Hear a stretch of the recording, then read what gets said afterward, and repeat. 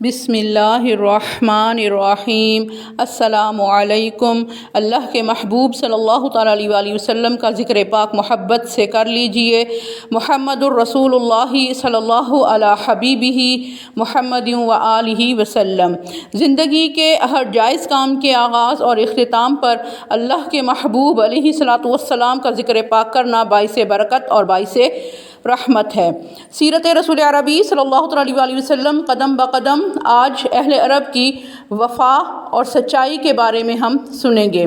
وفا سچائی اور انصاف کے قبیلے سے ہے، اس کے برعکس غدر اور دھوکہ، جھوٹ اور ظلم کے قبیلے سے ہے، کیونکہ وفا نام ہے زبان اور عمل سے سچ بولنے کا، اور غدر نام ہے زبان اور عمل سے جھوٹ بولنے کا۔ اس لیے وعدے کی پابندی کا قرآن کریم نے بار بار حکم دیا ہے اور وعدہ پورا کرنے والوں کی ستائش بھی فرمائی ہے۔ سورہ بقرہ کی آیت نمبر 20 میں اللہ تعالیٰ ارشاد فرماتا ہے وَأَوْفُوا بِعَهْدِي أُوفِ بِعَهْدِكُمْ وَإِيَّايَ فَارْهَبُونَ۔ ترجمہ، تم نے میرے ساتھ جو عہد کیا ہے اسے تم پورا کرو، میں تمہارے ساتھ جو وعدہ کیا ہے اسے میں پورا کروں گا۔ کوئی قوم بلکہ کوئی انسانی معاشرہ باہمی اعتماد کے بغیر ترقی نہیں کر سکتا۔ جہاں عہد شکنی اور وعدہ خلافی کی وبا عام ہو، وہ معاشرہ زوال کا شکار ہو جاتا ہے۔ اہل عرب کی بہت ساری خوبیاں ہیں، جن میں سے چند ایک کا ذکر ہم پہلے کر آئے ہیں۔ ان میں سے ایک یہ خوبی بھی تھی کہ اگر وہ کسی سے وعدہ کرتے تو اس کو پورا کرتے تھے، خواہ اس سلسلے میں ان کو مالی نقصان ہی برداشت کیوں نہ کرنا پڑتا، بلکہ جان کی بازی بھی ہارنی پڑتی تو وہ ہار جاتے تھے۔ طبعی طور پر وہ جھوٹ سے نفرت کرتے اور جھوٹے کو حقیر اور ذلیل سمجھتے۔ اسی طرح سچ بولنا ان کے نزدیک صفات محمودہ میں سے تھا، اور سچے آدمی کی تعظیم و تکریم کرنا ان کا قومی شعار تھا۔ زمانہ جاہلیت کی تاریخ میں ہمیں بے شمار ایسے واقعات ملتے ہیں کہ جب اہل عرب نے مال و جان کی قربانی دے کر بھی اپنے قول کی لاج رکھی اور اس کو اپنا فرض سمجھا۔ یہ چیز ان کے لیے باعث صد عز و شرف خیال کی جاتی تھی۔ امام مرزوقی لکھتے ہیں کہ نبی کریم صلی اللہ تعالیٰ علیہ وآلہ وسلم نے جب قبیلہ بنی مضر کے لیے قحط سالی کی بد دعا کی تو 7 سال گزر گئے، بارش کا ایک قطرہ بھی نہ ٹپکا، ہر طرف ویرانی ہی ویرانی پھیل گئی تھی، گھاس خشک ہو گئی تھی، درختوں کے پتے جھڑ گئے، اکثر چشموں اور تالابوں میں پانی کی ایک بوند بھی باقی نہ رہی۔ ان حالات سے مجبور ہو کر ان کے سردار حاجب نے اپنی قوم کو جمع کیا کہ میں کسریٰ کے پاس جاتا ہوں اور اس سے اس کے ملک میں رہائش اختیار کرنے کی اجازت طلب کرتا ہوں، تاکہ اس قحط کی تباہ کاریوں سے ہم اپنے آپ کو بچا سکیں۔ قوم نے اس کی اس تجویز کی تحسین کی، چنانچہ وہ کسریٰ کے پاس گیا اور اپنی تکلیف بیان کرنے کے بعد اس سے اجازت طلب کی کہ جب تک بارشیں نہیں برستیں اور قحط سالی کا خاتمہ نہیں ہوتا، وہ اس کی قوم کو اپنے ملک میں رہنے کی اجازت دے دے۔ کسریٰ نے کہا کہ تم اہل عرب فتنہ و فساد کے خوگر ہو، غارت گری اور قذاقی تمہارا مرغوب پیشہ ہے۔ اگر میں تمہیں اجازت دوں تو تم اپنی ان قبیح عادات کی وجہ سے میرے ملک و قوم کے امن اور سکون کو تہ و بالا کر کے رکھ دو گے۔ حاجب نے کہا کہ میں اس کی ضمانت دیتا ہوں کہ جب تک میری قوم تیرے ملک میں رہے گی، یعنی سکونت پذیر رہے گی، اس قسم کی کوئی نازیبہ حرکت نہیں کرے گی۔ کسریٰ نے کہا کہ اس بات کا کوئی ضامن ہے کہ تم اس وعدے کو پورا کرو گے؟ حاجب نے کہا کہ میں بطور ضمانت اپنی کمان تمہارے پاس رہن رکھتا ہوں۔ جب وہ کمان لے کر آیا تو اس کو دیکھ کر اہل دربار ہنس پڑے، لیکن کسریٰ نے کہا کہ مجھے منظور ہے، تم یہ کمان مجھے دے دو۔ چنانچہ جتنا عرصہ حاجب اپنی قوم کے ساتھ وہاں رہا، قوم کا ہر فرد نے اپنے سردار کے اس قول کا پاس رکھا۔ حاجب کی موت ہو گئی۔ اس کے بعد بنی مضر بارگاہ رسالت مآب صلی اللہ تعالیٰ علیہ وآلہ وسلم میں حاضر ہوئے، اپنی غلطیوں کی معافی مانگی، التماس کیا کہ حضور صلی اللہ تعالیٰ علیہ وآلہ وسلم ہمارے لیے بارش کی دعا فرمائیں۔ حضور صلی اللہ علیہ وآلہ وسلم کی دعا سے موسلادھار بارشیں ہوئیں اور ان کا ویران علاقہ پھر سے سرسبز و شاداب ہو گیا۔ مضر کا قبیلہ ایران سے واپس آ کر اپنے علاقے میں آباد ہو گیا۔ حاجب کا بیٹا عطارد کسریٰ کے پاس گیا تاکہ اپنے باپ کی کمان اس سے لے آئے۔ کسریٰ نے اسے دیکھ کر کہا کہ تم وہ آدمی نہیں ہو جس نے میرے پاس کمان رکھی تھی۔ عطارد نے کہا کہ بے شک، لیکن جس نے کمان رکھی تھی وہ مر گیا ہے اور میں اس کا بیٹا ہوں اور اپنے باپ کی کمان لینے کے لیے حاضر ہوا ہوں۔ چنانچہ کسریٰ نے وہ کمان اسے واپس کر دی اور اسے خلعت فاخرہ پہنائی۔ جب وہ بارگاہ رسالت صلی اللہ تعالیٰ علیہ وآلہ وسلم میں حاضر ہوا تو اس نے وہ خلعت بارگاہ رسالت علیہ السلام میں ہدیہ کے طور پر پیش کی، لیکن سرور عالم صلی اللہ تعالیٰ علیہ وآلہ وسلم نے اسے قبول نہیں فرمایا۔ اس نے وہ خلعت ایک یہودی کو 4000 درہم میں فروخت کر دی۔ یہ بات قبیلہ مضر کے لیے فخر اور مباحت کا باعث بن گئی۔ ان کے ایفاء عہد کا ایک اور حیرت انگیز واقعہ سماعت فرمائیے۔ منظر بن معصمہ جو نعمان بن منظر کا دادا تھا، وہ حیرہ کا بادشاہ تھا۔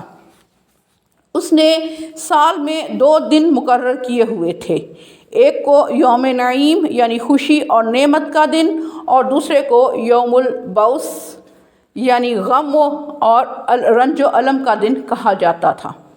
یوم نعیم کو جس پر اس کی سب سے پہلے نظر پڑتی وہ اس کو شاہی اونٹوں میں سے 100 اونٹ بطور انعام بخشتا، اور یوم بعث کو جو شخص سب سے پہلے اس کے سامنے آتا اس کو وہ قتل کر دیتا تھا۔ ایک روز نعمان اپنے شاہی گھوڑے یکموم پر سوار ہو کر شکار کے لیے گیا۔ اس نے ایک جنگلی گدھے کے پیچھے گھوڑا دوڑایا اور اس کوشش میں ایک ایسی جگہ پہنچ گیا جہاں اس کا کوئی جاننے والا نہیں تھا۔ لاؤ لشکر سارا پیچھے رہ گیا۔ بادل گھر کے آ گئے تھے، بارش شروع ہو گئی تھی۔ اس نے سر چھپانے کے لیے کوئی جگہ تلاش کرنا چاہی تو وہ ایک ایسے مکان تک پہنچا جس میں بنی طے قبیلے کا ایک شخص حنظلہ نامی اپنی بیوی کے ساتھ سکونت پذیر تھا۔ نعمان نے ان دونوں سے پوچھا، کیا تمہارے پاس سر چھپانے کی کوئی جگہ ہے؟ انہوں نے کہا کہ ہاں، تشریف لائیے۔ حنظلہ کے پاس صرف ایک بکری تھی۔ وہ اپنے نوارد مہمان کو پہچانتا بھی نہ تھا کہ یہ حیرہ کا فرمانروا ہے، لیکن اپنی طبعی مہمان نوازی کی عادت سے مجبور ہو کر اس نے اپنی بیوی کو کہا کہ یہ کوئی معزز شخص معلوم ہوتا ہے، اس کے لیے کیا کیا جائے؟ بیوی نے کہا، میں نے تھوڑا سا آٹا بچا کر رکھا ہوا ہے، میں روٹی پکاتی ہوں، تم اپنی بکری ذبح کرو۔ چنانچہ اس نے پہلے بکری کا دودھ نکالا، پھر اسے ذبح کر کے اس کا گوشت پکایا۔ نعمان کو پہلے دودھ پلایا، پھر کھانا کھلایا اور رات بھر اس سے باتیں کرتے رہے۔ صبح نعمان وہاں سے روانہ ہوا تو اس نے بتایا کہ میں نعمان ہوں، حیرہ کا بادشاہ، کبھی میرے پاس آنا، میں تمہیں اس خدمت کا صلہ دوں گا۔ حنظلہ نے کہا، انشاءاللہ۔ کافی عرصہ گزر گیا، یہاں تک کہ انہیں قحط سالی نے آ لیا۔ ان کی مالی حالت بڑی خستہ ہو گئی، تو اس کی بیوی نے کہا کہ حیرہ کے بادشاہ نے تمہیں آنے کو کہا تھا، اب اگر تم اس کے پاس جاؤ تو وہ تمہیں انعام و اکرام سے نوازے گا اور ہماری بگڑی بن جائے گی۔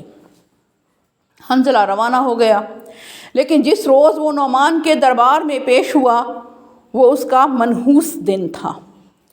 نعمان نے اس کو پہچان لیا اور اس کو بہت دکھ ہوا کہ یہ آج کیوں اس کے پاس آیا ہے۔ حنظلہ نے اپنا تعارف کرواتے ہوئے اسے کہا کہ میں وہ ہوں کہ جس کے پاس تم نے رات گزاری تھی۔ نعمان نے کہا، میں نے تمہیں پہچان لیا ہے، لیکن کاش کہ تم اس دن کے علاوہ کسی اور دن میرے پاس آتے۔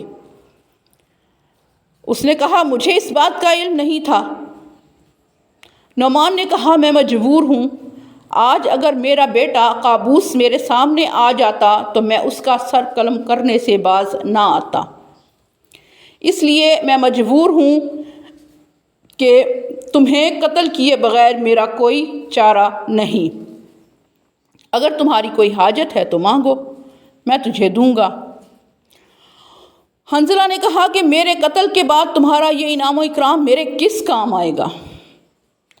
اگر میرے قتل کیے بغیر تمہیں کوئی چارہ نہیں تو مجھے مہلت دو تاکہ میں ایک مرتبہ اپنے گھر والوں سے مل آؤں، ان کو آخری وصیتیں کر آؤں اور ان کے لیے جو انتظام میں کر سکتا ہوں وہ کروں، پھر میں واپس آ جاؤں گا۔ نعمان نے کہا کہ اپنا کوئی ضامن دو۔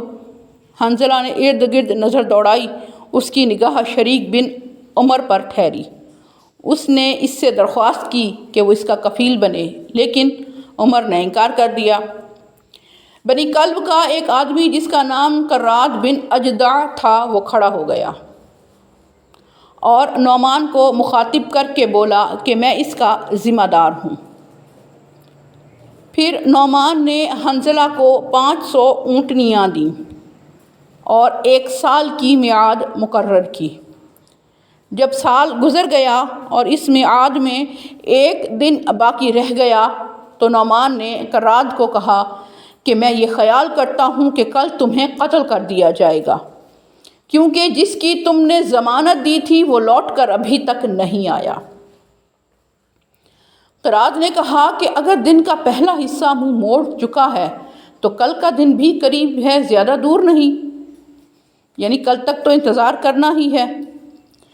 دوسرے دن نعمان اپنے دستور کے مطابق مسلح ہو کر اپنے گھوڑے پر سوار اس جگہ پہنچا جہاں وہ اس روز پہلے نظر آنے والے شخص کو قتل کیا کرتا تھا۔ اس نے کراد کو کہا کہ سامنے آؤ اور جلاد کو اس کا سر قلم کرنے کا حکم دیا۔ اس کے وزیروں نے کہا کہ اے بادشاہ، جب تک پورا دن ختم نہ ہو جائے آپ اس کو قتل نہیں کر سکتے۔